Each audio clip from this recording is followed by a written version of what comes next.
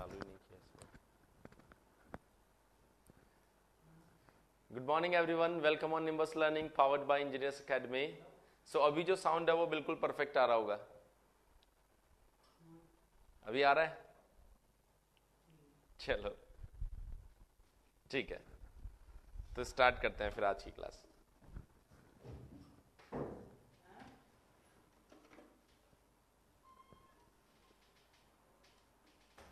देखिए, नहीं इस बार तो मैं माइक ऑन करना ही भूल गया था।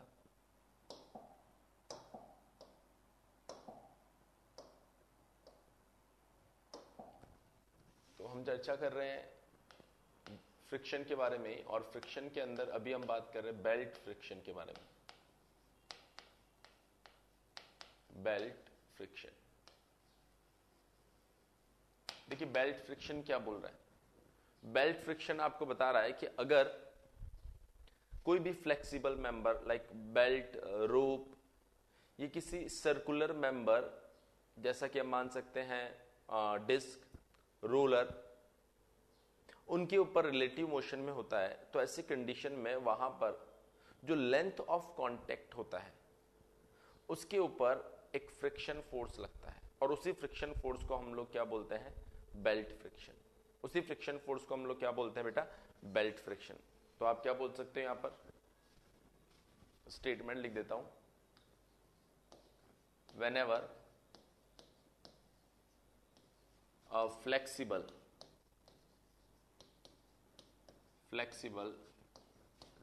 member like belt, rope, etc. moves or slides or passes over a circular member like disc, roller,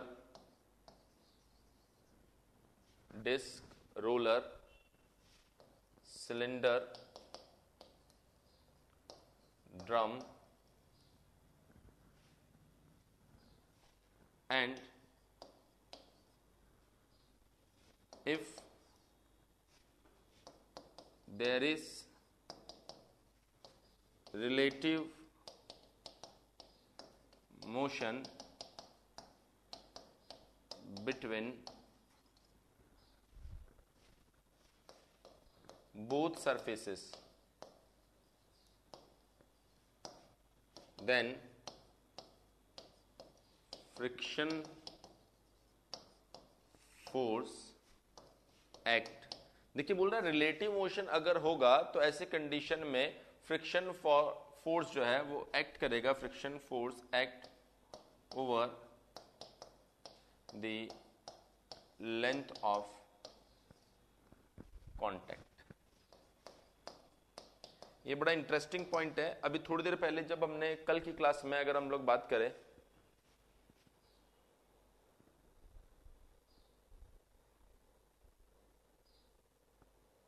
क्या हुआ?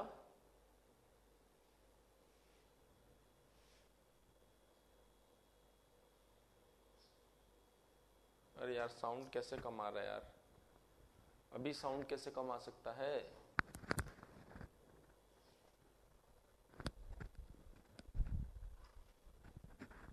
अभी तो साउंड सही आ रहा होगा ना? एक बार बाकी लोग बताओ साउंड क्लियर है कि नहीं है?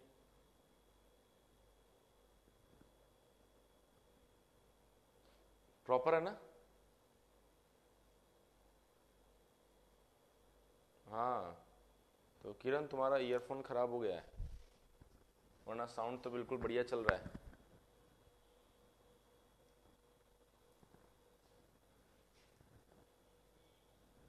ठीक है, बढ़े फिर आगे।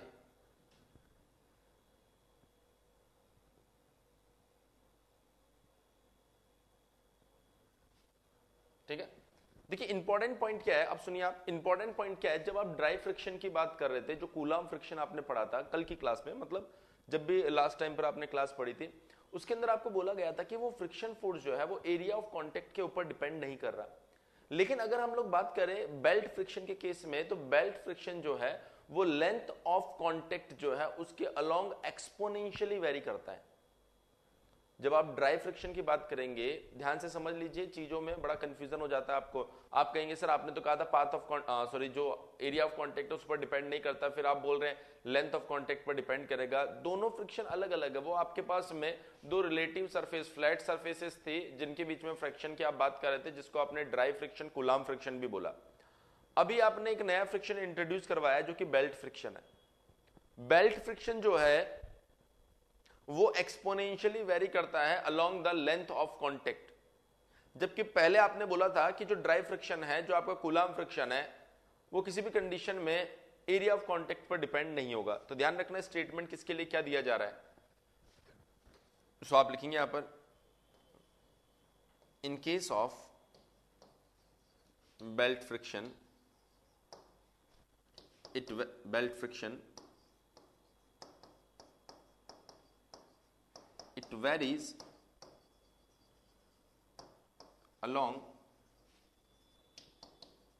the length of contact, along the length of contact exponentially. Length of contact के अलोंग ये एक्सपोनेंशियली वेरी करता है। कैसे? अब ये लेंथ ऑफ कॉन्टेक्ट कौन है, किस तरीके से ये वेरी करता है, देखिए जरा यहां पर। मान लीजिए आपके पास में ये ड्रम मान सकते हो, डिस्क मान सकते हो, सिलेंडर मान सकते हो, तीनों ही ऑप्शन अवेलेबल है। और इसके ऊपर हम क्या कर रहे हैं यहां पर,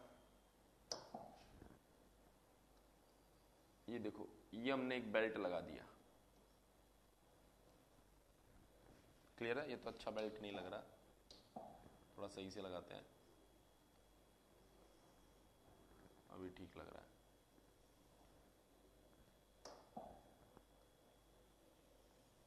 अभी ठीक लग रहा है। क्लियर है? तो आप यहां पर देखिए, ये इसका सेंटर है, ये इसका सेंटर है। क्लियर है? हमने कहा इस साइड एक T1 फोर्स है, T1 टेंशन है, और इस साइड एक T2 टेंशन है। ये जो आप देख पा रहे हैं ना, यहां से यहां तक, ये है आपका लाइन ऑफ कांटेक्ट। यहां से यहां तक कांटेक्ट हो रहा है ना, तो इसको आप क्या बोलेंगे, लाइन ऑफ कांटेक्ट। ये जो एंगल सेंटर पर फॉर्म करेगा, उस एंगल को बोला जा रहा है यहां पर थीटा। उस एंगल को आप क्या बोल रहे हो यहां पर, थीटा। सो अगर ये T1 है, जिसको हम लोग मान के चल रहे हैं कि ये मैक्सिमम है, T मैक्स, ध्यान रखना, T1 को आपने क्या माना है, मैक्सिमम। ये आपके पास में T2 है, ये आपके पास में हो गया T मिनिमम। सो इधर आपके पास में मैक्सिमम है, इधर आपके पास में मिनिमम है। तो ऐसी कंडीशन में आपका बेल्ट जो है वो इधर जा रहा होगा। अगर बेल्ट इधर जा रहा होगा तो ऐसी कंडीशन में आप यहां पर friction force line of action के अलोंग देखने वाले हो, लाइन ऑफ एक्शन के अलोंग देखने वाले हो। इसका जो एक इंपेरिकल रिजल्ट होता है वो दिया जाता है T मैक्स बाय T मिन। अच्छा, इंपेरिकल नहीं, इसको डिराइव भी किया जा सकता है, लेकिन वो डेरिवेशन आपके किसी काम का नहीं है, तो आप इस रिजल्ट को याद ही रखेंगे। T max divided by T मिन इक्वल्स टू, T मैक्स आप मान के चल रहे हैं T1 को, T मिन आप मान के चल रहे हैं T2 को, equals to e to the power mu theta. ये जो थीटा है ये एंगल ऑफ कांटेक्ट होता है। ये जो थीटा है आप इसे बोल सकते हो angle of contact. Theta is angle of contact. Mu जो है ये डिपेंड करता है सरफेस के ऊपर। म्यू जो है वो डिपेंड करेगा सरफेस के ऊपर। ये फ्रिक्शन कोफिशिएंट आपका, आप बोल सकते हो कोफिशिएंट ऑफ फ्रिक्शन और फ्रिक्शन कोफिशिएंट।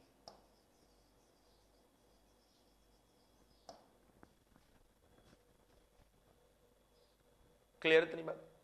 अब अगर मैं बात करूं यहां पर T1 T2 तो एक मैक्सिमम है एक मिनिमम है, E एक्सपोनेंशियल को रिप्रेजेंट कर रहा है। तो होता क्या है कि आपके पास में एक सिनेरियो आ जाता है और उस सिनेरियो के अंदर आपको ये डील करना पड़ता है कि कौन सा मैक्सिमम है कौन सा मिनिमम है।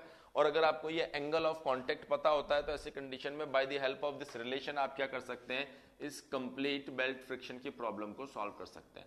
हम लोग सबसे पहले बेल्ट एंड ड्राइव के अंदर, मतलब बेसिकली हमें तो उसी के अंदर देखना है, तो हम लोग इस फ्रिक्शन को बेल्ट एंड ड्राइव के अंदर देखेंगे by the help of this belt friction. लेकिन सबसे पहले आप लोग बताएं कि इतनी बात आपको समझ में आई या नहीं है, यस और नो?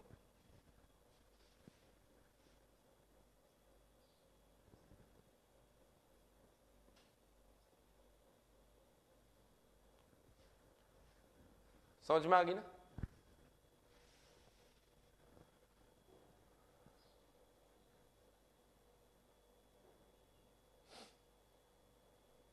म्यू आपका कोफिशिएंट ऑफ फ्रिक्शन है। हाँ, अभी पूरा समझ में आएगा, चिंता मत करो।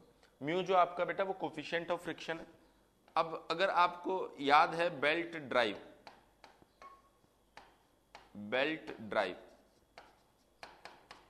सो बेल्ट ड्राइव के अंदर बेल्ट एंड ड्राइव के बीच में, बेल्ट एंड रोलर जो होता है उसके बीच में हम लोग किसी भी तरह का कोई भी रिलेटिव मोशन नहीं मानते हैं। तो बेल्ट ड्राइव के अंदर नो रिलेटिव मोशन, कोई भी रिलेटिव मोशन नहीं होता, नो रिलेटिव मोशन।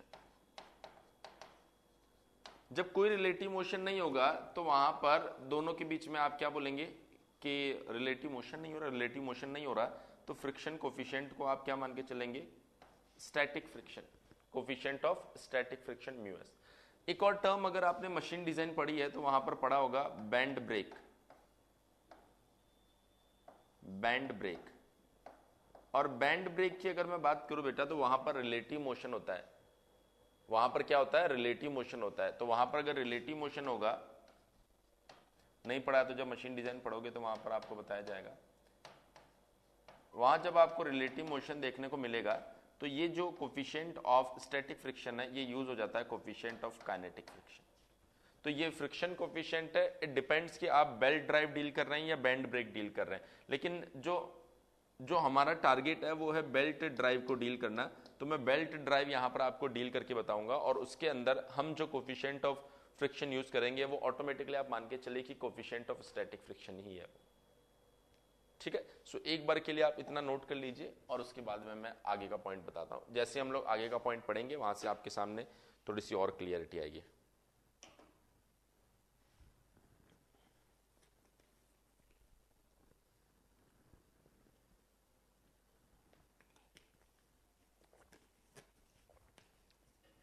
मतलब आधे घंटे के बाद में आपको ये belt and friction, belt friction जो है वो बिल्कुल क्लियर हो जाएगा। इसके अंदर किसी तरह का कोई डाउट आपको रहेगा नहीं, इवन आप खुद प्रॉब्लम सॉल्व करके मुझे बताएंगे।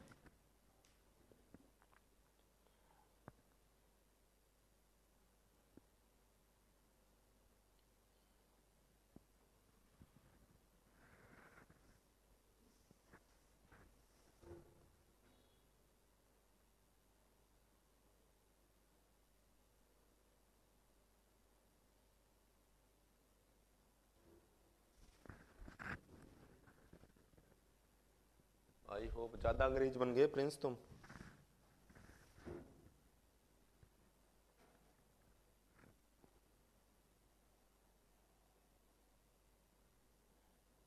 मुझे लगा कुछ काम का पॉइंट लिखा होगा।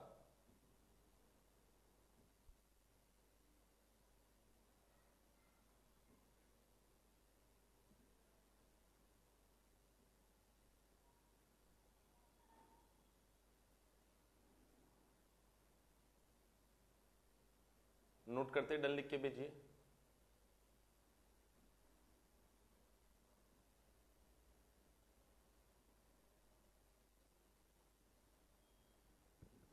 डन।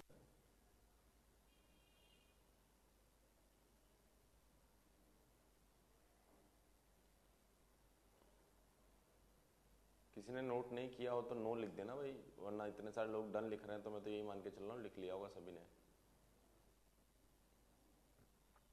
यहाँ वेट कर रहे हैं प्रिंस।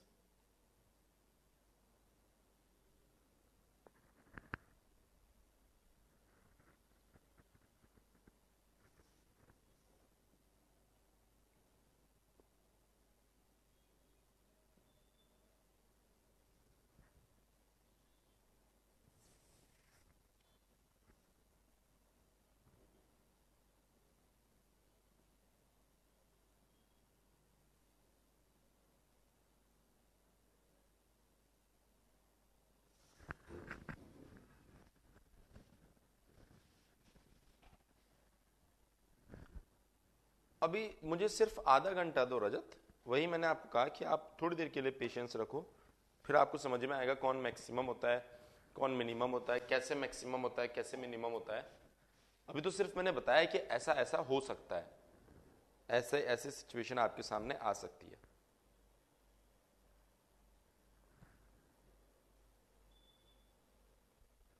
सूरज देखो एक्सपोनेंशियली कैसे वेरी करता है, आप देखेंगे यहां पर जो रिलेशन दिया गया है उसके अंदर आपको एक एक्सपोनेंशियल पार्ट दिखाई दे रहा है।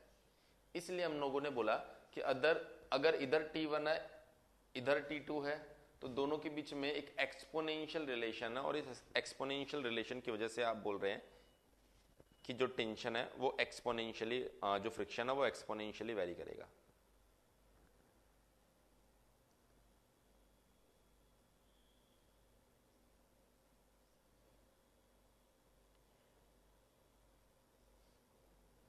नोट कीजिए अभी आधा घंटा मैंने मांगा है, आधे घंटे के बाद में आप खुद, ये प्रिंस का ट्रेडमार्क इमोजी है, इसका बैठे बैठे कोई काम नहीं है, बस हंसता रहता है 24 घंटे।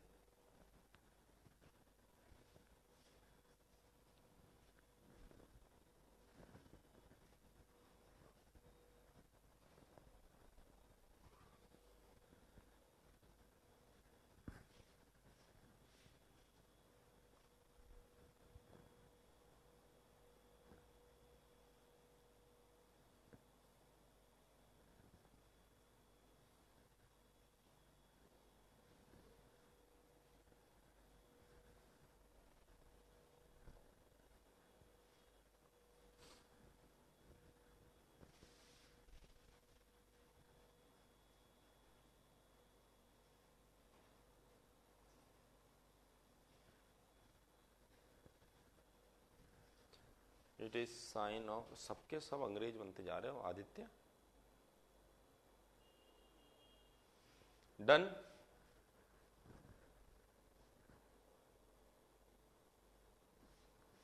नहीं हुआ, ठीक है नोट कर लो।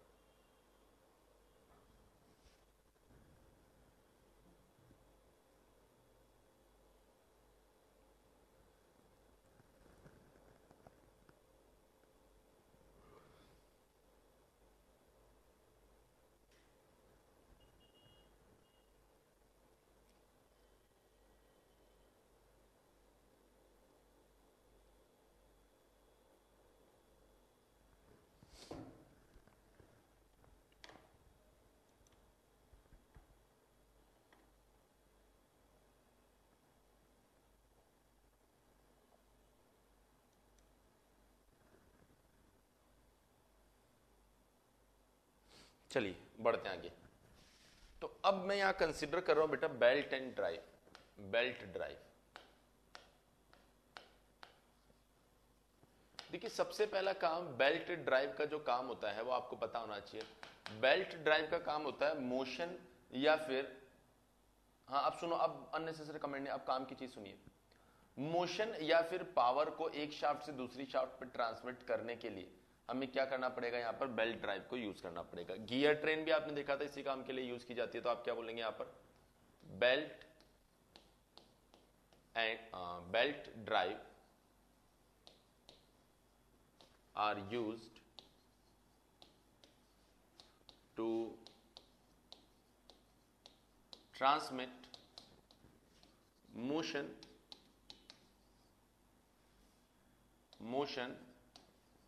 or power from one shaft to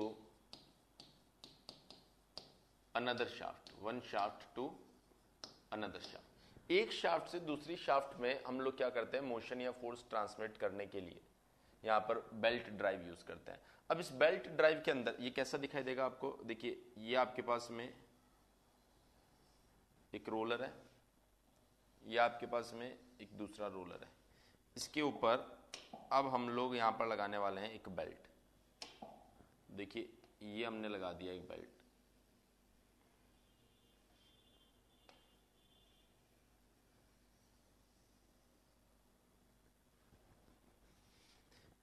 जैसे हमने इसके ऊपर बेल्ट को कनेक्ट किया, मैं आपको बताता हूं कि ये आपका ड्राइवर होता है। ये कौन होता है? आपका ड्राइवर। और ये होता है आपका ड्रिवन। ऑफ कोर्स ड्राइवर है तो ये ड्राइवर कनेक्टेड विद एक्सटर्नल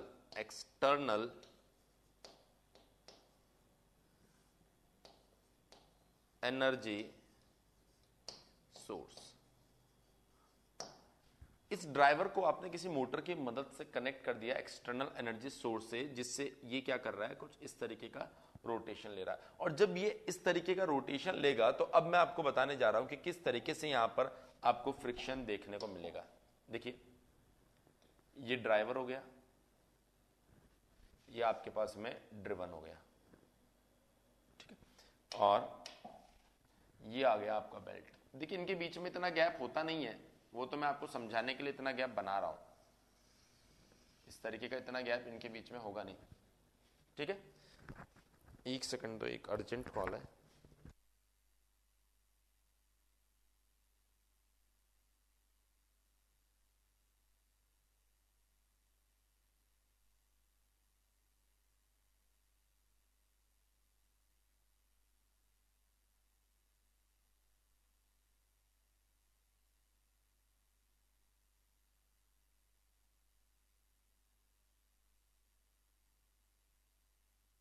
चलिए, सो कंटिन्यू करते हैं बेटा, कंटिन्यू करते हैं, है ना। सो ये बेल्ट को मैंने थोड़ा सा ऊपर इसलिए बनाया है, जिससे कि क्या होगा कि जब मैं फ्रिक्शन आपको दिखाऊंगा तो एक ही डायग्राम में आपको दिखाई दे जाएगा। अब देखिए हो क्या रहा है इसके अंदर, बहुत ध्यान से समझिएगा बेटा। अगर ये पॉइंट आपको समझ में आ गया तो पूरा बेल्ट फ्रिक्शन आपको समझ में आ चुका है। बस ये एक ही पॉइंट है इसके अंदर। आप एक्सटर्नल सोर्स की मदद से इसको रोटेट करेंगे।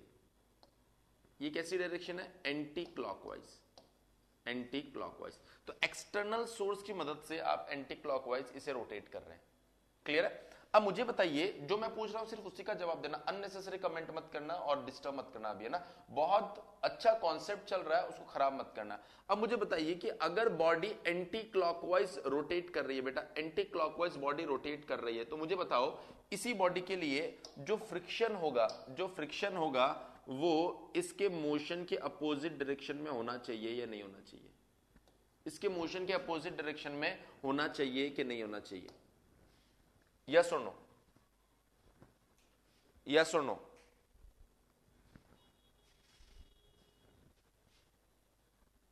है ना। अब न्यूटन ने कहा था कि अगर इसके ऊपर फ्रिक्शन इधर लग रहा है तो इसके ऊपर जो फ्रिक्शन लगेगा वो अपोजिट लगेगा कि नहीं लगेगा? बोलो यस और नो। बोलिए बेटा यस और नो, जल्दी जल्दी बोलो यार, यस और नो। अगर इसके ऊपर फ्रिक्शन इधर है तो इसके ऊपर फ्रिक्शन इधर होगा माय डियर स्टूडेंट्स, है ना। इतनी बात समझ गए ना? अब समझिए, अब देखिए ध्यान से देखिए, जब ये आपका डिस्क रोटेट कर रहा होगा ऐसे ऐसे ऐसे, तो इन दोनों के बीच में स्लाइडिंग नहीं होगा। तो ये बेल्ट भी बेटा इधर आएगा, बेल्ट भी इधर आएगा, इधर आएगा, बेल्ट भी इधर आएगा। तो ये बेल्ट इधर जा रहा होगा, ये बेल्ट इधर जा रहा होगा, ये बेल्ट ऊपर जा रहा होगा, ऊपर। अगर बेल्ट ऊपर गया होगा तो इसके ऊपर फ्रिक्शन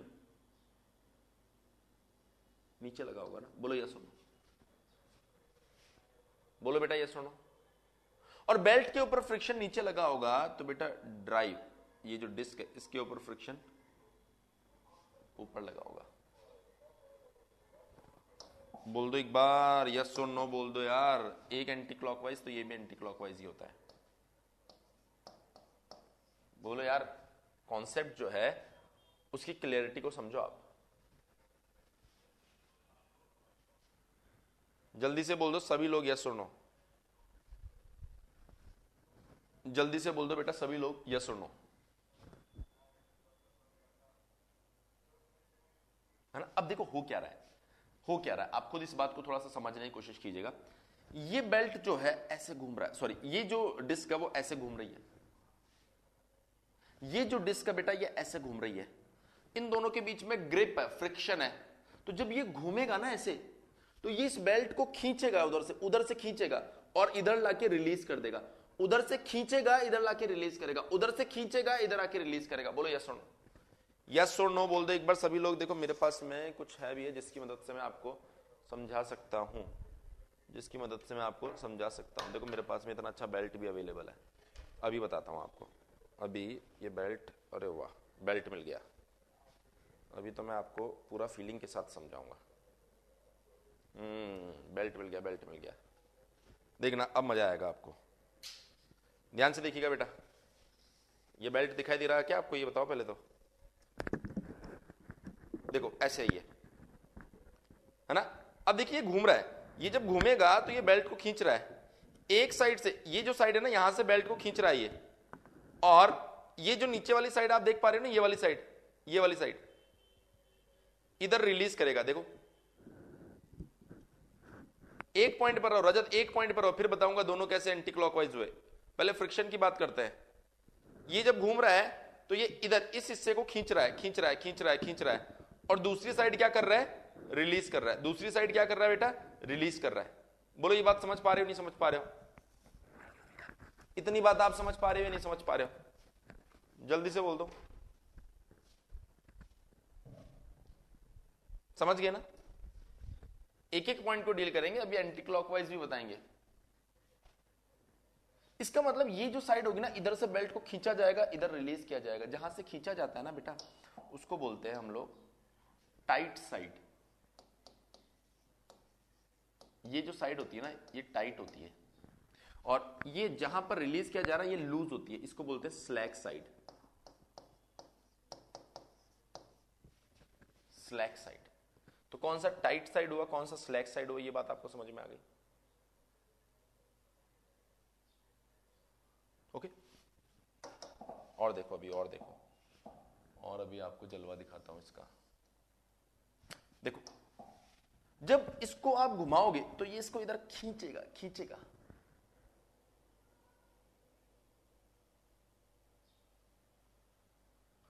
सूरज अभी अभी मैंने आपको कहा कि एक पॉइंट पर रहो, मैं डाउट पूछने का मौका दूंगा। अभी जो मैं बता रहा हूं उसको समझो तो सही पहले। अभी थोड़ी देर पहले किसने डाउट पूछा है, रजत ने, तो मैंने उसको भी यही बात बोला। तो अभी आप डाउट मत पूछो, पहले आप समझो।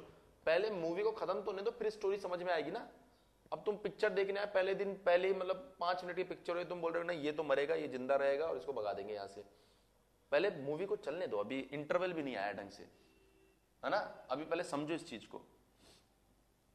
जब आपका ड्राइवर रोटेट कर रहा है, जब आपका ड्राइवर रोटेट कर रहा है, तो इसने बेल्ट को खींचा इधर से, लेकिन इन दोनों के बीच में भी तो फ्रिक्शन है ना। तो ये बेल्ट बोल रहा है कि हम जाएंगे नहीं, और जाएंगे नहीं तो दोनों के बीच में क्या होगा, टेंशन डेवलप होगा। दोनों के बीच में क्या होगा, टेंशन डेवलप होगा। तो यहां पर जो टेंशन डेवलप होगा बेटा, उसको मैं लिख रहा हूं T1। तो यहां पर खींचातानी ज्यादा रहेगी, इस वजह से यहां पर मैक्सिमम टेंशन रहेगा। यहां पर सब आराम से बैठे हुए, रिलैक्स रिलैक्स। तो यहां पर जो टेंशन आएगा ना, वो मिनिमम होगा T2। इतनी बात आपको समझ में आई कि नहीं आई, ये बताओ पहले तो। इतनी बात आपको समझ में आई या नहीं आई? जो मैंने बताया वो समझ में आया कि नहीं आया? अब देखिए दो डाउट हमारे सामने है, दो डाउट हमारे सामने है। पहला डाउट कि सर ये एंटी क्लॉकवाइज है तो ये एंटी क्लॉकवाइज क्यों हुआ, ये एंटी क्लॉकवाइज है तो ये एंटी क्लॉकवाइज क्यों हुआ? अरे भैया बेल्ट इन ड्राइव है, जब ये ऐसे घूमेगा तो ये बेल्ट खींचेगा, तो बेल्ट भी तो इसको ऐसे ही घुमाएगा ना। ऐसे दोनों अलग अलग साइड थोड़े घूमते हैं बेल्ट इन ड्राइव में। किसने पूछा था, रजत? बीच में मैं इसका जवाब नहीं दे सकता था, पर अभी तो मैं इसका जवाब दे सकता हूं ना। अगर ये ऐसे घूमेगा तो ये बेल्ट को खींचेगा, तो बेल्ट इसको ऐसे ही घुमाएगा ना। तो ये एंटी क्लॉकवाइज, तो ये भी एंटी क्लॉकवाइज ही होगा ना। रजत बोलो क्लियर हुआ या नहीं हुआ?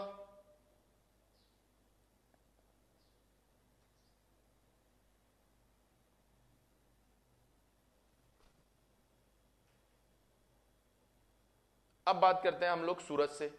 सूरज, ये जो सेंस है, ये तो बेल्ट इसको जब खींचेगा इधर, तो ये रोटेशन तो ऐसा ही आएगा। इस बात से तो एग्री करते हो ना? ये रोटेशन तो ऐसा ही आएगा, इस बात से तो एग्री करते हो ना? जब बेल्ट खींचेगा तो ये ऐसे ही आएगा रोटेशन। सूरज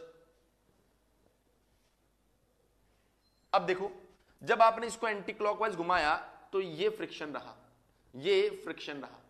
तो अगर इस बॉडी पर इधर है तो दूसरी बॉडी पर अपोजिट आएगा ना, अपोजिट। अब आपका बेल्ट जो है बेटा वो ऊपर जा रहा है, इधर जा रहा है, इधर जा रहा है, इधर जा रहा है, बेल्ट इधर जा रहा है। अगर बेल्ट इधर जाएगा तो फ्रिक्शन इसके अपोजिट डायरेक्शन में रहेगा ना। अगर इस पर फ्रिक्शन इधर है तो इस पर फ्रिक्शन इधर रहने वाला है बेटा, इस पर फ्रिक्शन इधर रहने वाला है। So don't compare this friction with the last coulomb friction. आप इस फ्रिक्शन को लास्ट क्लास वाले फ्रिक्शन से कंपेयर मत करो। अगर ये उसी के नेचर का होता, उसी के तरह का होता, तो फिर इसको अलग से क्यों पढ़ते? अगर सेम कहानी वही होती बेटा तो फिर इसको अलग से क्यों पढ़ते? हम बोल देते ना कि फ्रिक्शन तो हमने पढ़ लिया। तो पॉइंट क्लियर हुआ कि कैसे डायरेक्शन दी जा रही है? पहले तो ये बताओ, पॉइंट क्लियर हुआ कैसे डायरेक्शन दी जा रही है?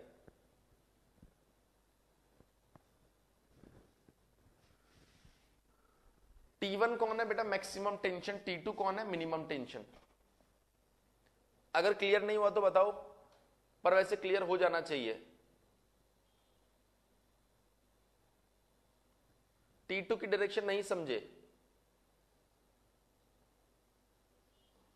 अगर आप यहां से बीच में से इसे कट कर देंगे, यहां से बेटा बीच में से आप इसे कट कर देंगे,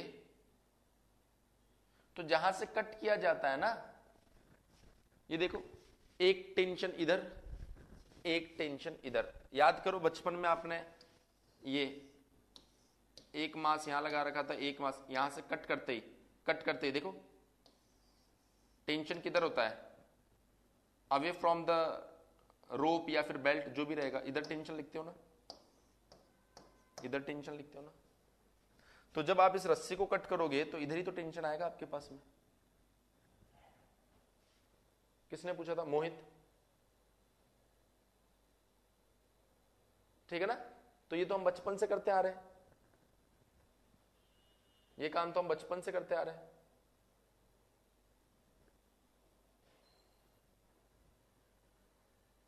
T2 में टेंशन कैसे हुआ? आप ऐसा सोच रहे हो कि सर ने लूज बनाया तो वह इतना लूज पड़ा रहता है। इतना लूज थोड़े पड़ा रहेगा भाई। जब ये खींचे, ये घूमेगा तो ये भी तो इधर से बेल्ट लेकर जाएगा ना, तो ये इस बेल्ट को इधर बुलाएगा ना, बुलाएगा तो इसमें थोड़ा बहुत टेंशन तो रहेगा ही ना। इसके जितना नहीं रहेगा पर थोड़ा बहुत तो रहेगा ही ना। और बोलो, जो भी डाउट्स है बोलो, और डाउट नहीं है तो फिर मैं आगे की बात बताऊंगा अभी।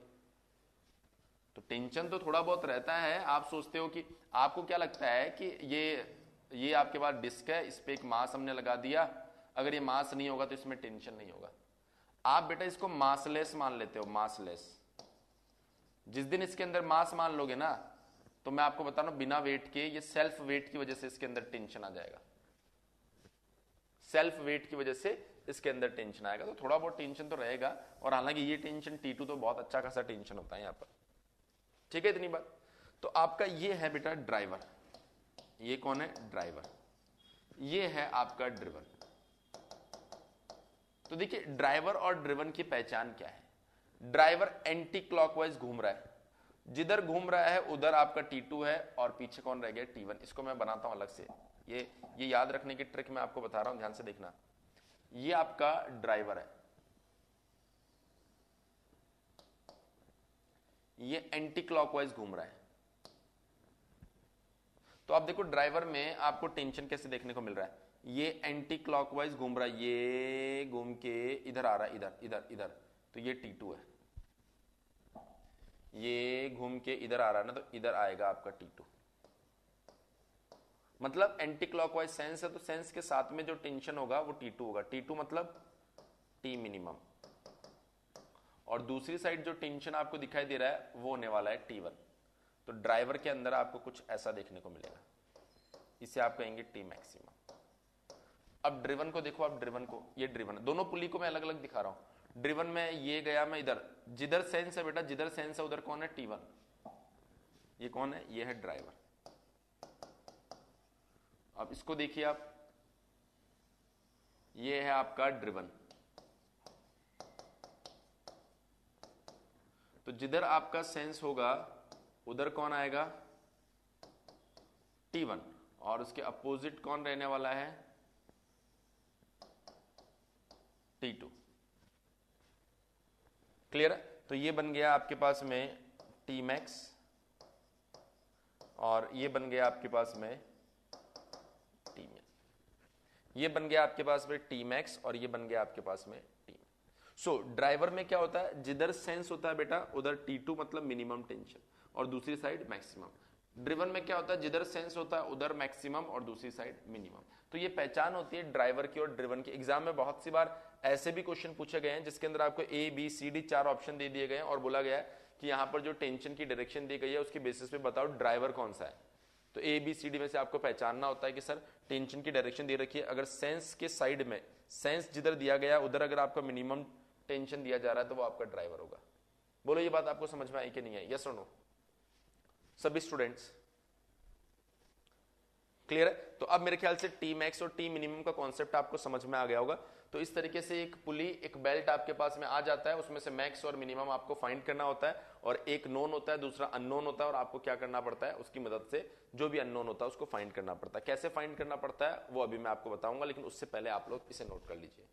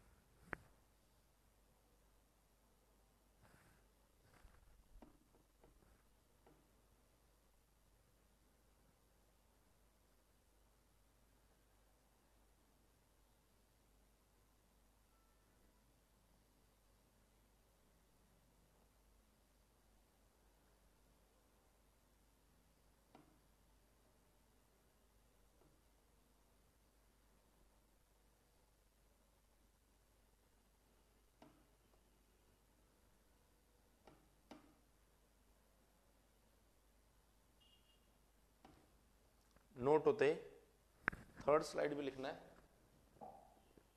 अच्छा ये भी लिखो।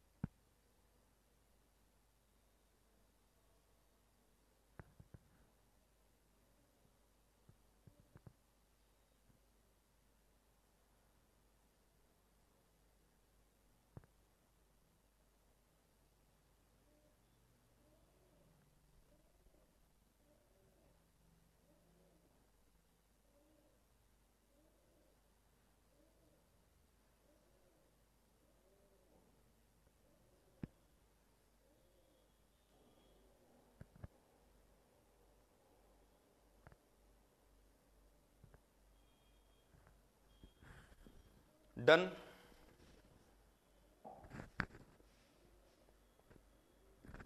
ये देखो प्रिंस डन के बजाय दिन लिख रहा है।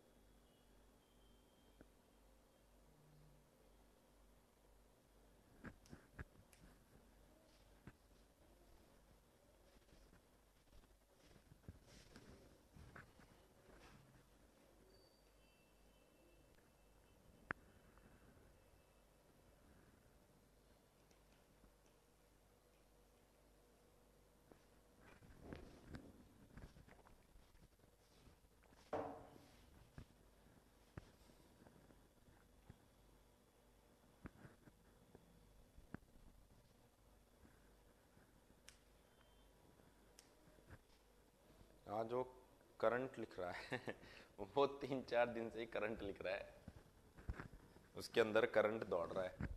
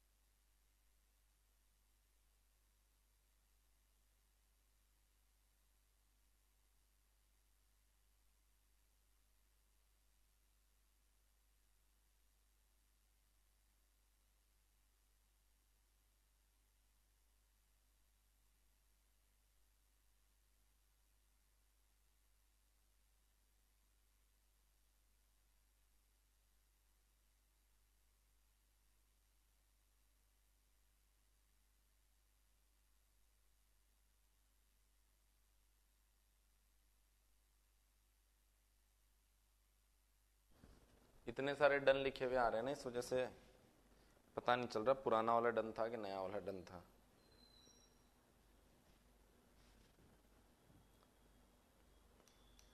ऑल डन, हाँ ये सही है।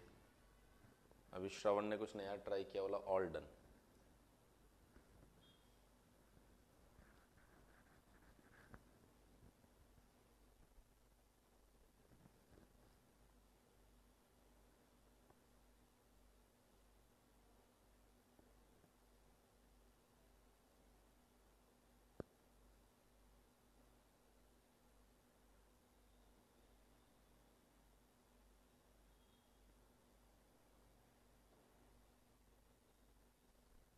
चलिए, अच्छा नहीं, ओके ओके, नोट कर लो नोट कर लो।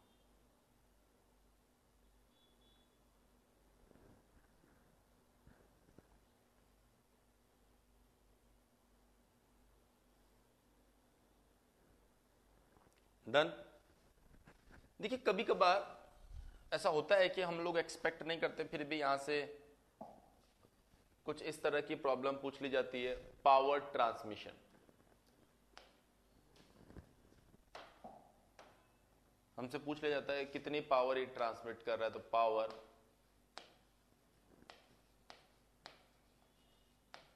ट्रांसमिशन। देखिए पावर ट्रांसमिशन की अगर मैं बात करूं,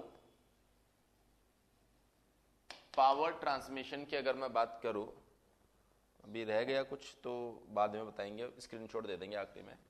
तो क्या हो रहा होगा कि जब ये ड्राइवर आप रोटेट करवा रहे होंगे तो ये बेल्ट को खींच रहा होगा और ये ड्रिवन रोटेट कर रहा होगा।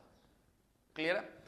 अब अगर बेल्ट और इस पुली के बीच में, बेल्ट और ड्राइव के बीच में, या बोल सकते हो बेल्ट एंड डिस्क के बीच में, रोलर के बीच में अगर स्लीपिंग हो रहा हो, स्लाइड हो जाता है, तो ऐसे कंडीशन में कंप्लीट पावर जो है वो इसके ऊपर ट्रांसमिट नहीं हो पाएगी। तो हम लोग क्या मान के चल रहे हैं, if there is no sliding,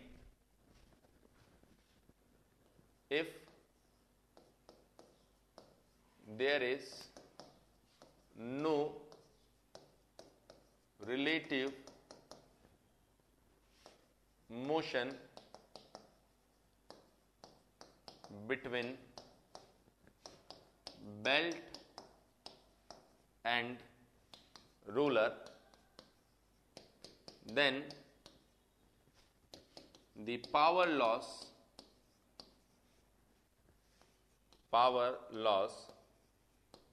will be 0।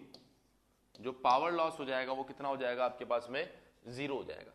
तो ऐसे कंडीशन में अगर आपको पावर लिखनी हो, ड्राइवर के पास में कितनी है, इक्वल्स टू पावर लिखनी हो किसके पास में? ड्रिवन के पास में कितनी है, इक्वल्स टू डायरेक्टली आप इसको P बोल दो, ड्राइवर की पावर ड्रिवन की पावर, क्योंकि लॉसेस तो आपने 0 कर ही दिया ना, तो ड्राइवर के पास जो पावर होगी वही ड्रिवन के पास होगी, और उसी को आप क्या बोल रहे हो यहां पर? P। तो P इक्वल्स टू पावर आपके पास में क्या आने वाली है? Work done divided by T। Work done per unit time, उसी को हम लोग क्या बोलते हैं? पावर। पहला basic formula, work done per unit time, उसी को हम लोग क्या बोलते हैं? पावर। वर्क डन को हम लोग लिखते हैं फोर्स इंटू डिस्प्लेसमेंट। ये अलग अलग फॉर्म बता रहा हूं पावर की बेटा, बहुत सी बार एग्जाम के अंदर क्या होता है, छोटी सी चीज पूछ लेता है और आपको पता ही नहीं चलता कि क्या पूछा है।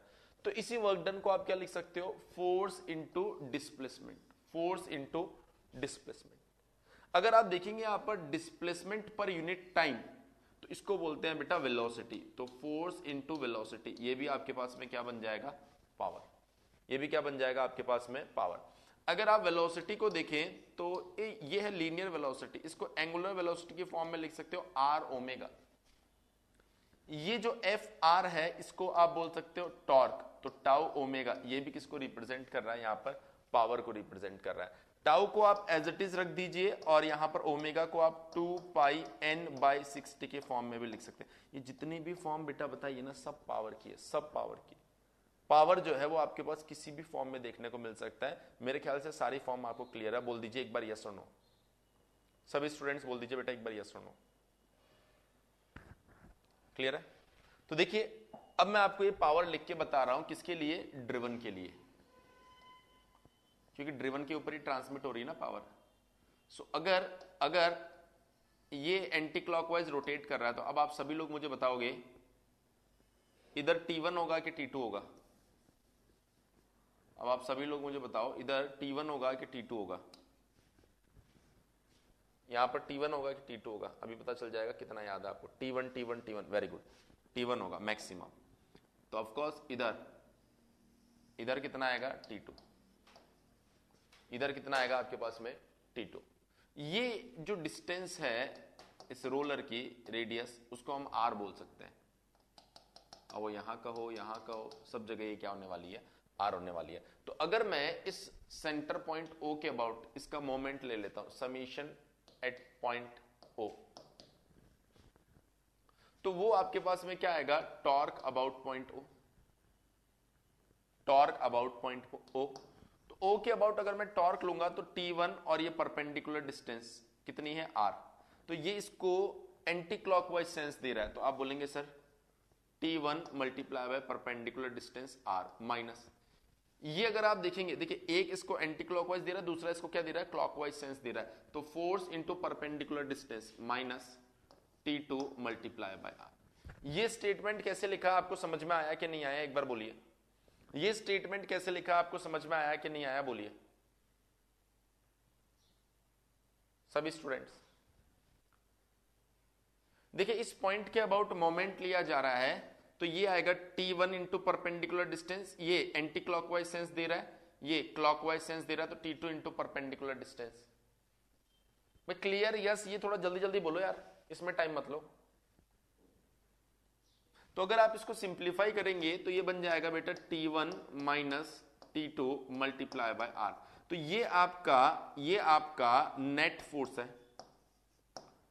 इधर 20 न्यूटन का लग रहा है, इधर 10 न्यूटन का लग रहा है, तो 20 माइनस 10 कितना आ गया? 10। तो वो 10 आपका क्या हो जाएगा? Net force. तो आप बोल सकते हो net force multiply by R। आप क्या बोल सकते हो बेटा यहां पर? Net force multiply by R। तो ये आपका वो टॉर्क है, ये आपका वो क्या हो जाएगा बेटा, टॉर्क हो जाएगा। बताओ इतनी बात आपको समझ में आई या नहीं है? सभी स्टूडेंट्स बताएंगे। तो ये जो टॉर्क आपके पास में आ रहा है बेटा, ये जो टॉर्क आपके पास में आ रहा है, जब आप इसको बेल्ट एंड ड्राइव में कंसीडर करते हैं तो इसे आप बोल देते हैं ड्राइविंग टॉर्क। ड्राइविंग टॉर्क ये किसकी कंडीशन में लिखते हैं आप? जब बेल्ट एंड ड्राइव की स्टडी कर रहे होते हैं, जब आप बेल्ट एंड ड्राइव की स्टडी कर रहे होते हैं। वहीं जब आप मशीन डिजाइन पढ़ेंगे और वहां पर बैंड ब्रेक पढ़ेंगे तो इसी को आप क्या बोल देते हो? Braking torque. ब्रेकिंग टॉर्क आपको याद भी होगा अगर जिन्होंने ढंग से पढ़ी होगी मशीन डिजाइन। इसे आप क्या बोल देते हो बेटा? Braking torque. किसके अंदर? इन बैंड ब्रेक। क्लियर है? तो हमें तो सिर्फ इतना पता होना चाहिए कि किस तरीके से ये लिखा जा रहा है। मेरे ख्याल से इतनी कहानी आपको क्लियर हो गई। अगर आपके पास में ये टॉर्क आ चुका है तो by the help of this relation, by the help of this relation आप क्या कर सकते हो? पावर यहां पर बता सकते हो। और अगर फोर्स की फॉर्म में दिया गया तो by the help of this relation आप क्या कर सकते हो?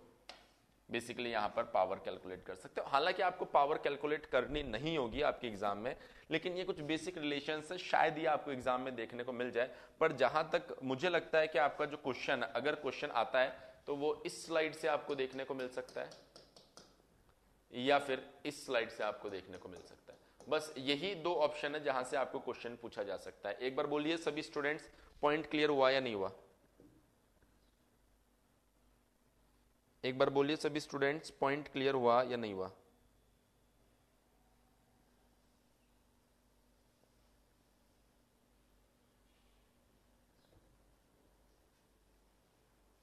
क्लियर हो गया ना? अभी जैसे जैसे इसके अंदर थोड़ा सा एग्जाम्पल और देखोगे चीजें और क्लियर होगी। सो नोट कर लीजिए एक बार इसे। अब लास्ट वाला और बता देंगे। जैसे जैसे आप इसको एग्जाम्पल देखोगे इसके ऊपर थोड़ा सा और आपको चीजें थोड़ी सी और क्लियर होने लग जाएगी। नोट कर लीजिए इसे।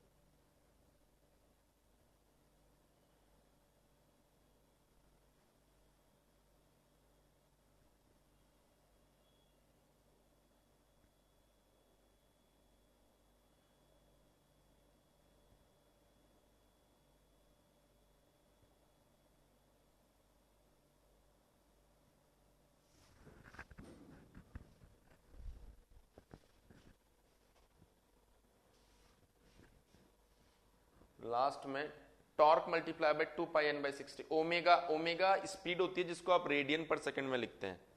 ये बेसिक चीज है बेटा। ओमेगा भी स्पीड है, ये होती है रेडियन पर सेकंड में।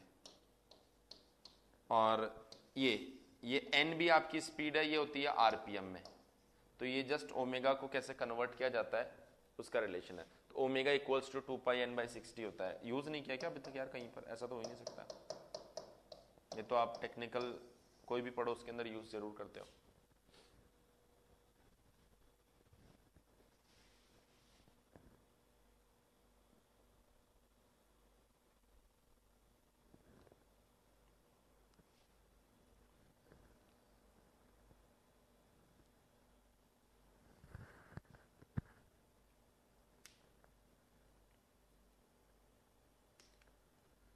डन, चेंज कर दूं? डन, सभी ने नोट कर लिया दिखता है? नहीं रजत, चलो नोट करो जल्दी से, नोट करके डन लिख के भेजो।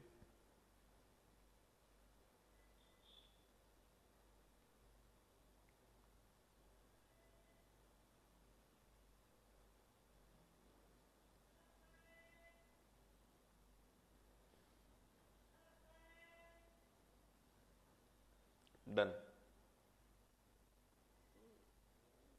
हाँ रजत, सभी ने लिख दिया अब तो डन। ठीक है। हाँ अभी कोई बोल रहा था सर लास्ट वाला पॉइंट क्लियर नहीं हुआ, बाकी लोग नोट कर लीजिए।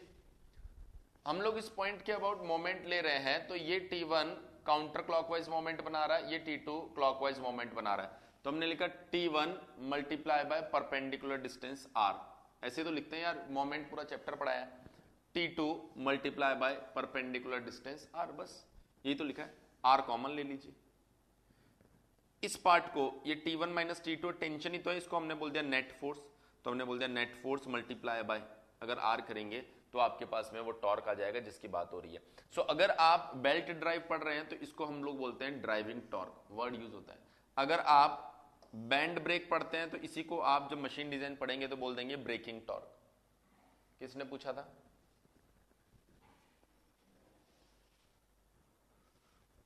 कुंवर प्रिंस कुमार, आपको अभी क्लियर हो गया होगा।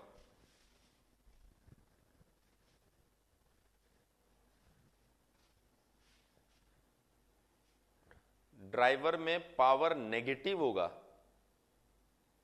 क्यों सूरज, क्यों? हालांकि हम तो मैग्नीट्यूड फाइंड करें, पर तुमने ये वर्ड क्यों यूज किया? ये बेटा, ड्राइवर को एक्सटर्नल सोर्स से पावर दी जाती है, इस वजह से वहां पर साइन आपको नेगेटिव मिलेगा, है ना, क्योंकि वो ड्रिवन के अंदर भेजेगा उसको।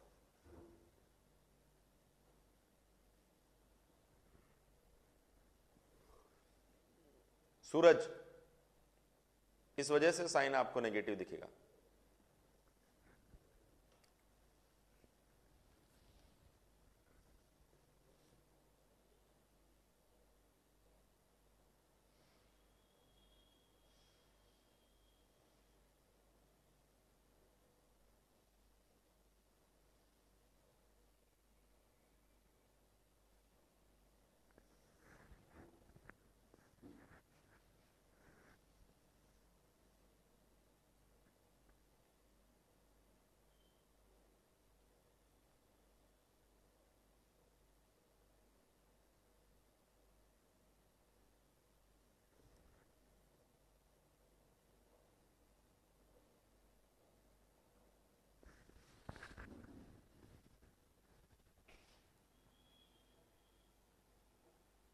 हाँ बिल्कुल होगा, वही चीज मैं आपको बता रहा हूं, वही चीज मैं आपको बता रहा हूं बेटा। मान लो कि ये तुम सूरज हो, ये सूरज है, और ये मान लो प्रिंस है, ठीक है। इन दोनों के बीच में आपस में दोस्ती है, वॉटेवर, जो भाई है, कुछ भी हो सकता है। तो सूरज ने किसी से 100 रुपए लिए, सूरज ने किसी से 100 रुपए लिए, और प्रिंस ने किसी को 100 रुपए दिए। तो प्रिंस तो किसी को पैसा दे रहा है, तो आपके पास में पॉजिटिव दिखाई दे रहा है ना। सूरज ने किसी से पैसा लिया तो आपके पास में वो नेगेटिव दिखाई दे रहा है, बस। अब हालांकि प्रिंस भी लाया तो इसी से है, लेकिन ये इंटरनल कहानी हो गई।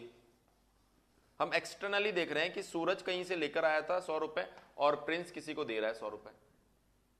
इंटरनली तो इसी ने इसको दिए हैं पैसे, तो इंटरनली तो ड्राइवर से ड्रिवन के पास ही आई है पावर। लेकिन जब आप इसे एक पूरा सिस्टम कंसीडर कर लेंगे तो आप बात करेंगे कि सूरज तो कहीं और से लाया था, प्रिंस ने किसी और को दिया। किसने पूछा था? सूरज, क्लियर ना। तो इस वजह से आपको वो एक पॉजिटिव एक नेगेटिव दिखाई दे रहा है।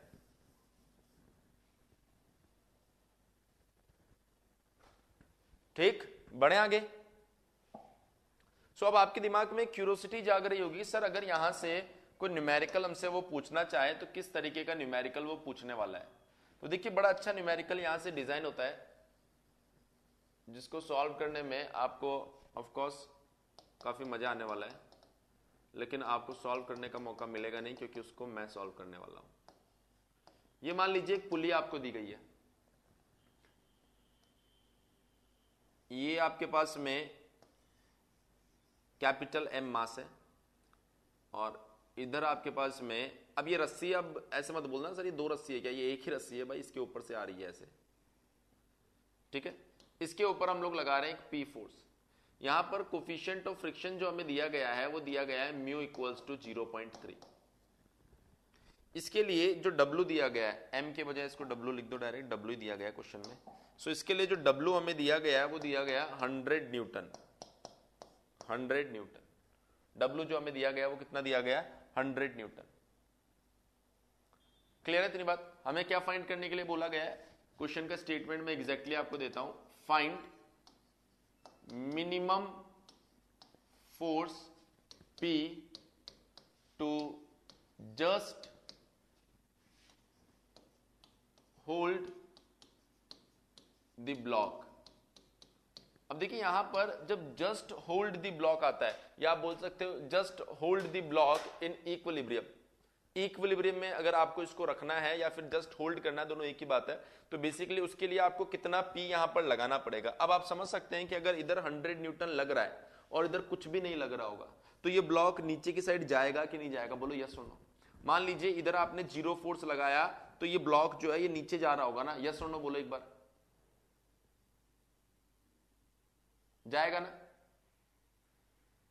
तो जब ये ब्लॉक नीचे जाएगा तो बेल्ट के ऊपर जो फ्रिक्शन लगेगा वो ऊपर लगेगा ना? बेल्ट के ऊपर जो फ्रिक्शन लगेगा वो ऊपर लगेगा ना? बोलो यस और नो।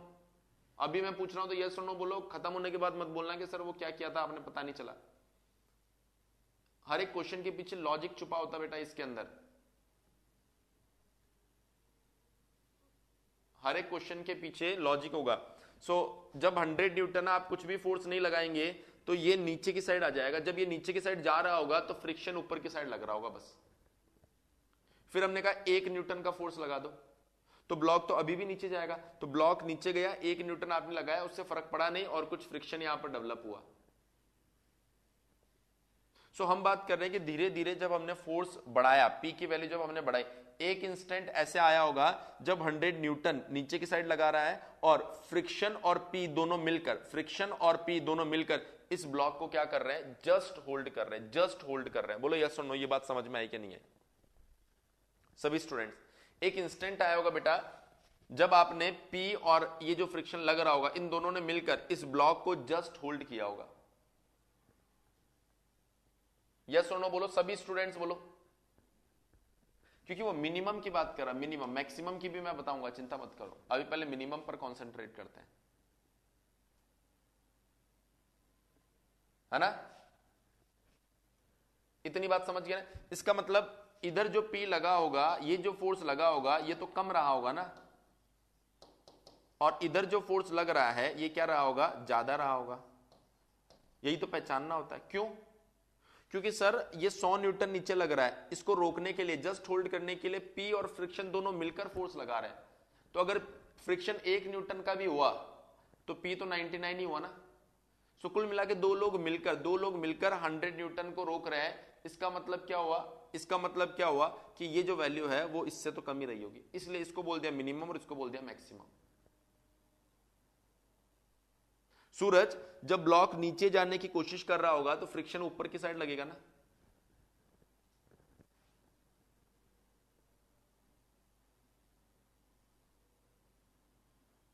है ना? तो हमने कहा कि ब्लॉक नीचे जाना चाह रहा है, क्योंकि आप जस्ट कल ही तो बताया था, लास्ट क्लास में मैंने बताया ना, जस्ट होल्ड का मतलब क्या हो रहा है कि जिधर उसका मोशन हो रहा होगा उधर सिर्फ आप उसे रोक रहे हो, उसको अपोजिट डायरेक्शन में नहीं लेके जा रहे हो। देखिए दो कंडीशन आपके दिमाग में ऐसा भी तो आ सकता है, सर क्या पता पी मैंने इतना ज्यादा लगा दिया कि ब्लॉक अब ऊपर जाना चाह रहा हो। बिल्कुल लगा सकते हो, लेकिन उसने बोला जस्ट होल्ड कीजिए आप उसे। तो जब भी जस्ट होल्ड की कंडीशन होती है, बॉडी का मूवमेंट जिधर होता है उसी साइड उसकी टेंडेंसी रहती है। याद कीजिए, ब्लॉक नीचे आ रहा था, मैंने कहा जस्ट होल्ड कीजिए, तो जब जस्ट होल्ड की बारी आई थी तो ब्लॉक को आपने ये माना था कि नीचे ही जाना चाहता है, तो फ्रिक्शन ऊपर ही लगेगा। तो जब भी जस्ट होल्ड आता है ना आपके पास में, तो आप ये देखिए कि ब्लॉक की टेंडेंसी किधर है? ब्लॉक की टेंडेंसी उधर ही होगी जिधर बिना फोर्स लगाए ब्लॉक पहले मूव कर रहा था। अगर मैं ये फोर्स नहीं लगाता तो ये ब्लॉक नीचे मूव करता। अगर मैंने ये फोर्स लगा दिया और वो बोल रहा है जस्ट होल्ड, तो आप ये मान के चलिए कि आपने बहुत कम फोर्स लगाया, तो ब्लॉक की टेंडेंसी अभी भी नीचे जाने की ही है, तो फ्रिक्शन आपने ऊपर कंसिडर किया था। बोलो यस और नो, ये किया था नहीं किया था लास्ट क्लास में? अगर आप प्रॉपर रिवीजन कर रहे हैं तो, और अगर प्रॉपर रिवीजन नहीं करेंगे तो फिर आपको मैकेनिक्स की फील नहीं आएगी।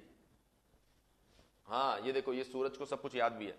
तो अगर आप 0 फोर्स लगाएंगे तो ब्लॉक नीचे जा रहा है, तो जब जस्ट होल्ड करना चाहेंगे इसका मतलब आपने बहुत कम फोर्स लगाया होगा, तो ब्लॉक के अभी भी नीचे जाने की टेंडेंसी रहेगी। तो ये बेटा मैक्सिमम होगा और ये क्या होगा आपके पास में? मिनिमम। आपको फॉर्मूला बताया गया है T1 divided by T2 equals to e to the power mu theta. T1 कौन होता है? मैक्सिमम। T2 कौन होता है? मिनिमम। तो मैक्सिमम कौन है बेटा? 100। मिनिमम कौन है? P equals to e to the power mu कितना दिया गया? 0.3। म्यू कितना दिया गया आपको? 0.3। अब आप लोग मुझे ये बताओ कि थीटा जो है वो कितना होगा? थीटा जो है वो कितना होगा? 180 डिग्री। ये देखिए ये कितना है बेटा? 180 डिग्री। बट ध्यान रखना ये जो थीटा यहां पुट किया जा रहा है वो किसमें होगा? रेडियंस में। किसमें होगा? रेडियंस में। तो 100 by P E to the power 0.3 multiply by pi. So radian में अगर आप पुट करोगे तो कितना बन जाएगा बेटा? यहां पर पाई बन जाएगा। तो अब आप by the help of calculator इसे सॉल्व कर सकते हो। देखो by the help of calculator आप इसे सॉल्व कर सकते हो। आप लोग भी कैलकुलेटर चलाएं।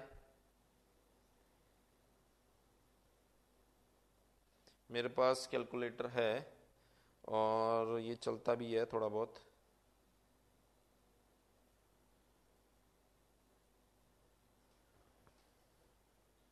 आप लोग भी चलाओ भाई।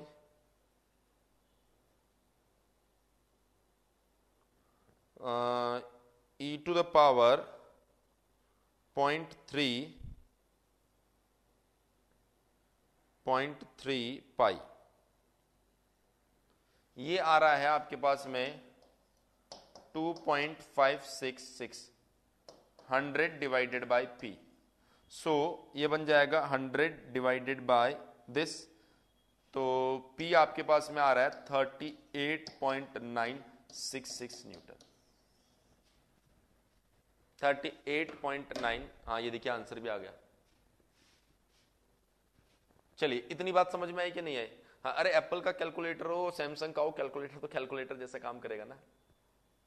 बताओ इतनी कहानी समझ में आई कि नहीं आई? यस और नो? इसका मतलब यह है कि आपने यहां पर 38.96 न्यूटन का फोर्स लगा। सर लेकिन ये तो 100 न्यूटन है, इसको 38 न्यूटन ने कैसे बैलेंस कर दिया? इसलिए बैलेंस कर दिया क्योंकि माय डियर स्टूडेंट्स यहां पर एक फ्रिक्शन भी है। तो फ्रिक्शन और इन दोनों ने मिलकर इसको बैलेंस किया। मतलब अगर कोई ये पूछ ले कि बताओ इसमें फ्रिक्शन फोर्स कितना है, तो हमने कहा ये 100 न्यूटन है। इसको किसने होल्ड कर रखा है? फ्रिक्शन भैया ने, और साथ में 38.96 ने। तो अगर कोई बोलता है कि बताओ फ्रिक्शन कितना लग रहा है, तो आप बोलेंगे 100 माइनस 38.96। तो ये कितना आ रहा है आपके पास में? Friction equals to 61.04 newton. 61.04 newton इतना आपके पास में फ्रिक्शन फोर्स आ रहा है। हालांकि हमसे तो पी मिनिमम ही पूछा था सिर्फ, लेकिन अगर हम बात करें फ्रिक्शन की तो फ्रिक्शन भी आप यहां से कैलकुलेट कर सकते हैं। बोलिए यस और नो, पॉइंट समझ में आया कि नहीं आया सभी स्टूडेंट्स? क्लियर है? सो अब आप नोट कर लीजिए इसे। अब आप क्वेश्चन को नोट कर लीजिए।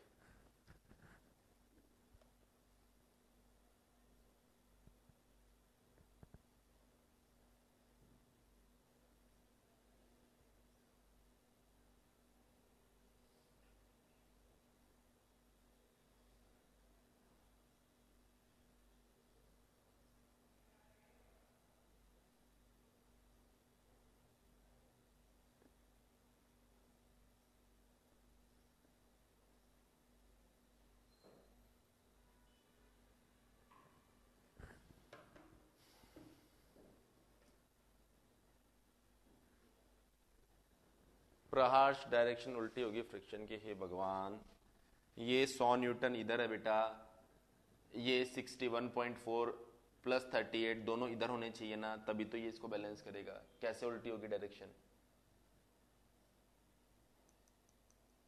बोलो भाई कैसे उल्टी होगी? बस वही वही यही तो तुम धोखा खा जाते हो। अरे ये एग्जामिनर का काम होता है कि बिना कैलकुलेटर के कैसे प्रॉब्लम आपसे सॉल्व करवाए। वो ऑप्शन में ऐसा दे दिया तो P equals to 100 divided by e to the power 0.3 pi. अब क्या करोगे? मतलब आप क्या करते हो, आप एग्जामिनर का काम करने लग जाते हो। आप ऐसा सोचने लग जाते हो ये तो आएगा नहीं क्योंकि इसको कैसे सॉल्व करेंगे, कैलकुलेटर तो है नहीं। आप एग्जामिनर नहीं हो, आप स्टूडेंट हो। स्टूडेंट का काम होता है सब कुछ पढ़ना, क्वेश्चन बनाने का काम एग्जामिनर का होता है। क्लियर है इतनी बात? नोट करके जल्दी से डन लिख के भेजो। फिर इसी क्वेश्चन में कुछ मजेदार चेंज करते हैं।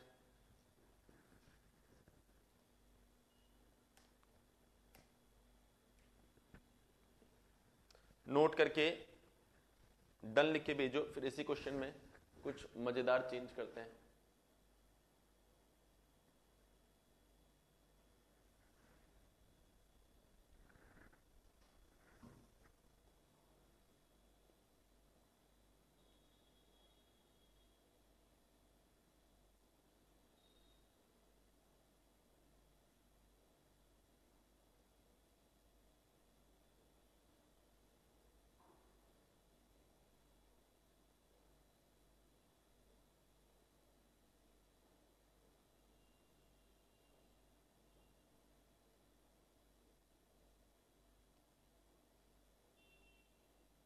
डन।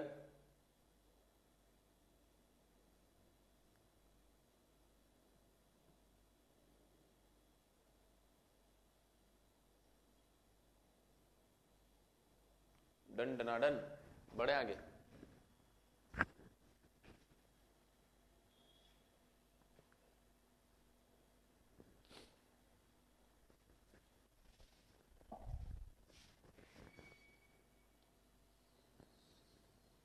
देखिए अभी आपका क्वेश्चन है,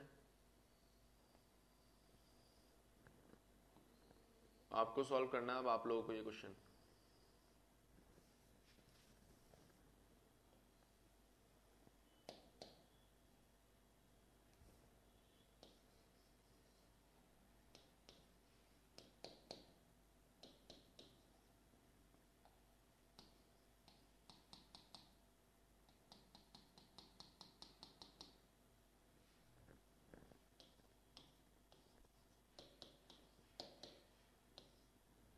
म्यू इक्वल्स टू 0.3 आपको दिया गया है।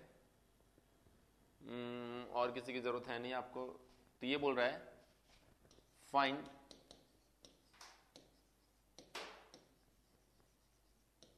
Maximum value of P to for equilibrium condition of block. इस बार क्या बोल रहा है कि P की मैक्सिमम वैल्यू फाइंड करो जिसके लिए ब्लॉक को आप इक्विलिब्रियम में रख रहे हैं। तो ये चीज ध्यान रखना, ब्लॉक को अगर आप इक्विलिब्रियम में रखना चाह रहे हैं और P की मैक्सिमम वैल्यू फाइंड करना चाह रहे हैं तो वो मैक्सिमम वैल्यू कितनी होगी वो आपसे पूछी जा रही है। अब ये आपको सॉल्व करना है। पुराना वाला क्वेश्चन मैंने सॉल्व कर दिया था, अब ये आपको सॉल्व करना है। आप लोग सॉल्व करके मुझे बताएं।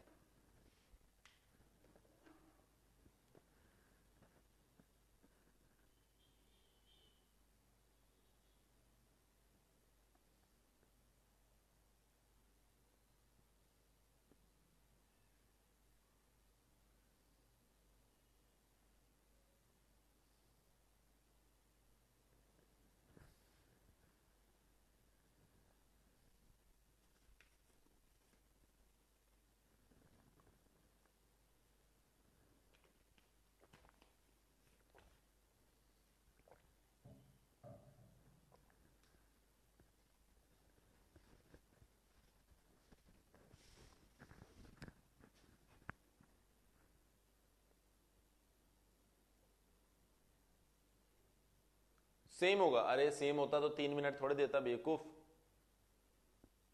सूरज, श्रवण, 1 ही मिनट देता ना फिर।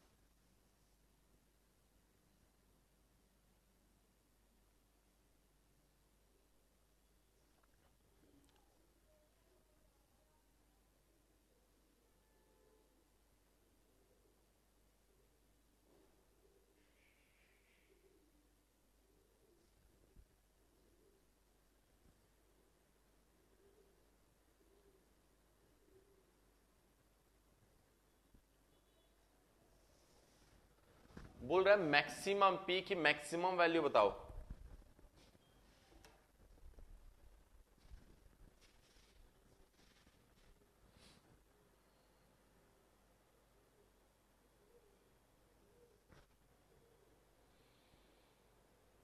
प्रिंस, आपका आंसर जो है वो मुझे लग रहा है बिल्कुल सही है। ये 161 न्यूटन कैसे आंसर आ रहा है? देखो ध्यान से समझना, आपने बोला सर मिनिमम फोर्स जो है वो है 38.96।